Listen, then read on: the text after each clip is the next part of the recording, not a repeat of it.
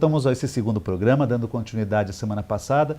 O meu entrevistado é o Dr. Sérgio Paulo Almeida Bueno de Camargo, ele que é cardiologista. Estamos falando sobre espiritualidade e medicina. Dr. Sérgio, lembrando que ele é do signo de Áries, tem ascendente em Capricórnio e a Lua também no signo de Capricórnio. Dr. Sérgio, o senhor participou de um simpósio em setembro, justamente sobre esse tema, né? Se encontraram vários profissionais. O assunto de espiritualidade e moléstias cardiovasculares, esse grupo de estudos, como no programa passado nós citamos, foi criado exatamente no sentido de levantar o aspecto da relação do nosso perfil emocional e do perfil emocional do nosso paciente na doença cardiovascular, que até então ela foi relegada primeiro a um plano secundário, né? E talvez a explicação, Jorge, se deva ao parco conhecimento que nós temos da fisiologia, da neurofisiologia, né? Nós, em termos de domínio do cérebro, nós estamos arranhando a casca. Então, o quanto que a religião, o quanto que outros elementos que interfiram no perfil psicológico do paciente, como a meditação, o yoga, né?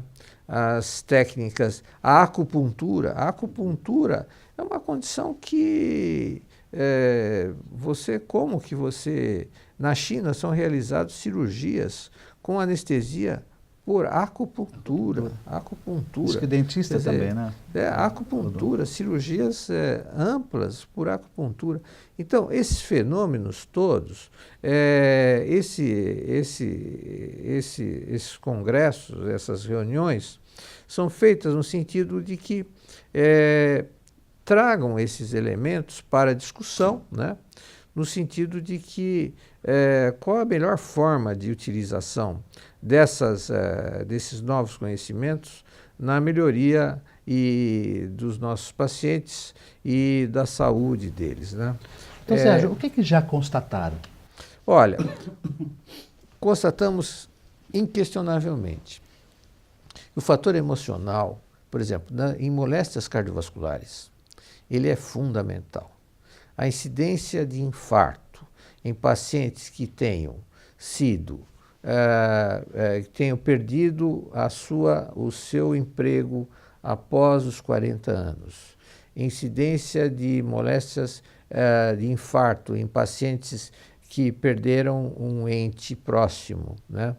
Ou que sofreram processo de separação, a incidência desses eventos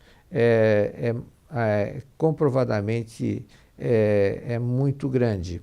A prova máxima é a síndrome do coração partido, o Breaking Heart Syndrome. Sim. O que é o Breaking Heart Syndrome?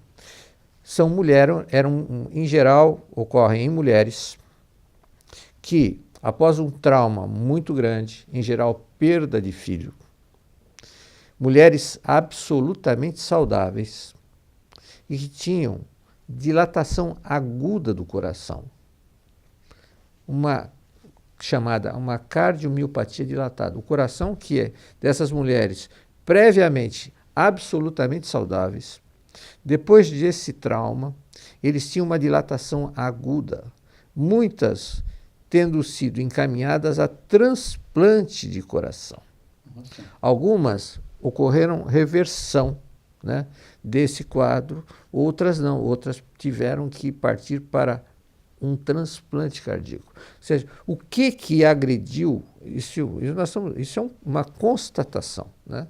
Eram corações absolutamente saudáveis, por exames feitos previamente, e que depois desse evento, em geral, como eu disse, ocorre numa proporção de 5 mulheres para 1 homem, né? E, em geral, os eventos nas mulheres esteve relacionado com uma grande frequência com a perda de filho, né? A dilatação aguda do coração. A síndrome do coração partido, até o nome, foi partido em duas, o nome de síndrome do coração partido tem um duplo sentido, né? Porque partido foram as fibras do coração que partiram-se, né? Sim. E partido porque foi um coração que sangrou por uma perda tão grande, né? Essa é uma prova cabal de quanto que o nosso emocional pode interferir na nossa saúde, Jorge. Que saída temos para isso? A saída é voltar ao que, quanto mais nós avançamos no domínio do conhecimento da medicina. Hoje nós entramos na genômica. A genômica é a nova especialidade, é a genética. Nós estamos já estudando o DNA, né? Quanto mais nós nos aprofundamos, mais nós voltamos às origens, né?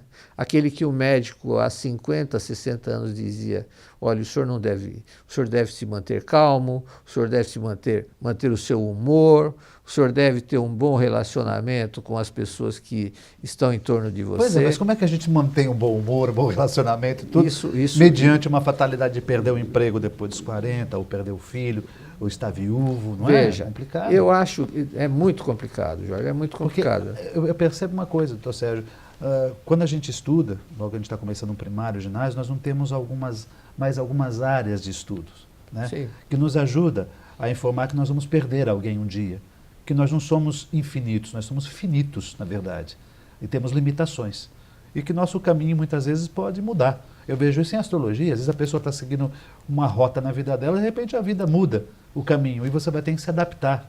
Sim. A dificuldade, talvez, na adaptação das novas frentes, talvez seja essa dificuldade. Mas eu quero mais para o segundo bloco. Não saia daí, a gente volta já já.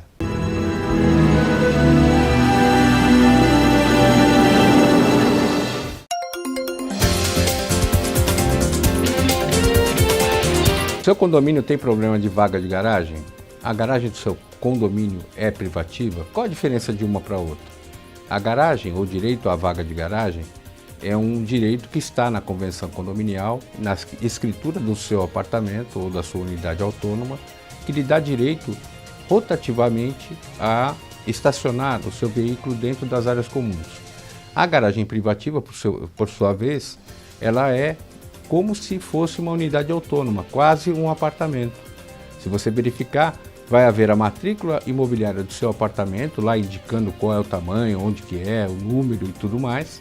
A mesma coisa com relação à garagem privativa.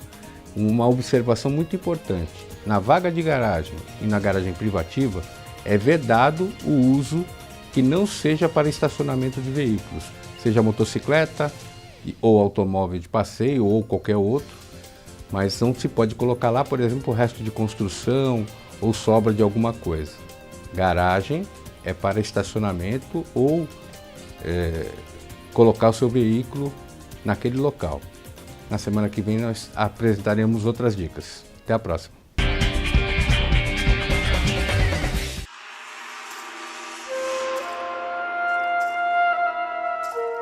Aqui ao meu lado, Andréa Villens, ela que é terapeuta holística. Hoje ela vai trazer outra dica para vocês. Bom, a dica de hoje é sobre a depressão. Essa é fogo. A depressão é o mal do século, infelizmente, né? E o que vem a ser a depressão?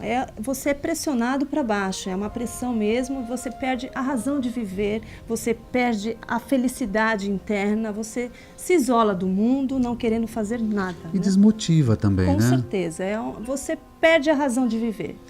A terapia holística, ela pode auxiliar no quê? Bom, eu aplico técnicas vibracionais no meu consultório, né, principalmente com os florais da Amazônia, né, e a sintonização dos elfos, que auxiliam muito em relação a esse tratamento. Você atende de segunda A sábado. Segunda a sábado? Isso. Ok. Então marque você também uma consulta com a Andréa. Eu aguardo vocês lá. E vale muito a pena.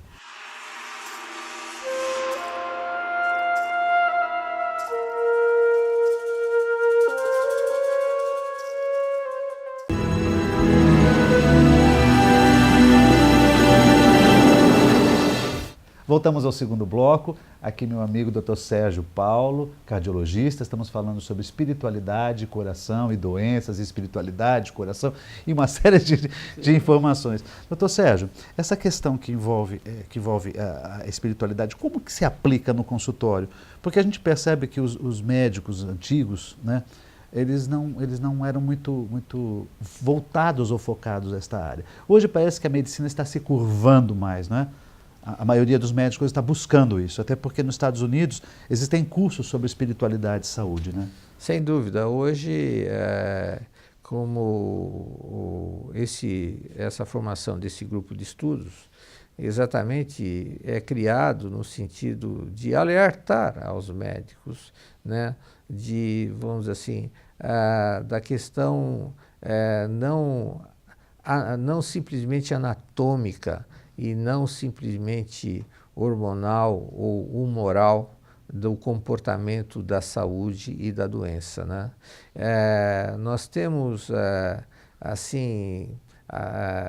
voltamos sempre à questão do estudo do cérebro, né? A pineal, por exemplo. A pineal é uma glândula fantástica, né? É uma glândula, ela se localiza exatamente no centro do cérebro e é do tamanho de uma ervilha.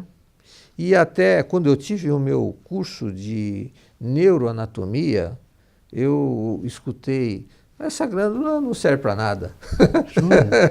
E hoje a pineal... Os espiritualistas é uma glândula extremamente importante. Essa é uma glândula que não serve para nada, ou seja, não servia para nada porque até então os neurofisiologistas nada sabiam acerca dela, e hoje, por exemplo, a pineal é uma glândula muito estudada, né? É uma glândula com características incríveis, Jorge. Ela tem, por exemplo, ela é uma glândula e, ao mesmo tempo, ela é um órgão sensorial, porque ela produz a melatonina, que é um hormônio que nos orienta acerca do sono, acerca da produção do cortisol, que é aquele hormônio que nos diz, que rege o nosso relógio biológico, né? E como que há interferência da pineal? Por incrível, Jorge, através da luz, através dos olhos, né? Então ela é uma glândula sensorial, quer dizer, inclusive uma forma de você acertar o seu relógio biológico quando viagens longas com diferença de fuso horário. Do jet lag. A forma mais simples, Jorge, é no momento que você chegar no seu destino, primeiro, você não durma. Você se coloque numa posição com visualização do horizonte e você veja o nascer e o pôr do sol. Para poder equilibrar o relógio. Você regula o seu relógio biológico desta forma. Então, nós estamos diante de um fato, Jorge, e absolutamente de um campo vastíssimo e que, sem dúvida nenhuma, dá maior relevância na prática médica diária. Interessante que essa glândula para os espiritualistas, ela é muito conceituada, né? É ela que parece que faz o contato com o cosmos, né? Essa glândula. Doutor Sérgio, infelizmente, nosso tempo está terminando e eu gostaria que você deixasse uma mensagem para o nosso telespectador. Eu primeiro quero agradecer muito o seu convite, Jorge. Eu que adorei a sua participação aqui. Futuramente teremos mais programas. A mensagem do nosso, em síntese, quanto nós mais avançamos no conhecimento, mais nós vemos a importância de que você, telespectador, procure sempre a sua saúde através do amor, através da sua forma de viver e de fazer aquilo que você gosta. Muitíssimo obrigado, viu, meu querido? Muitíssimo obrigado. Não saia daí, a gente volta já já. Apoio. Euro Materiais para Construção e Reforma. Praça dos Andradas 110, em Santos.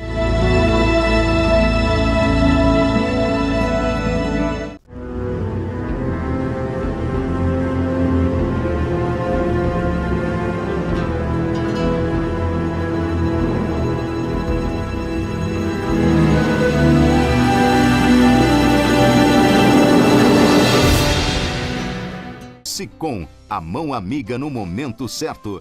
Avenida Conselheiro Neves 472, telefone 33263083, sicom.org.br.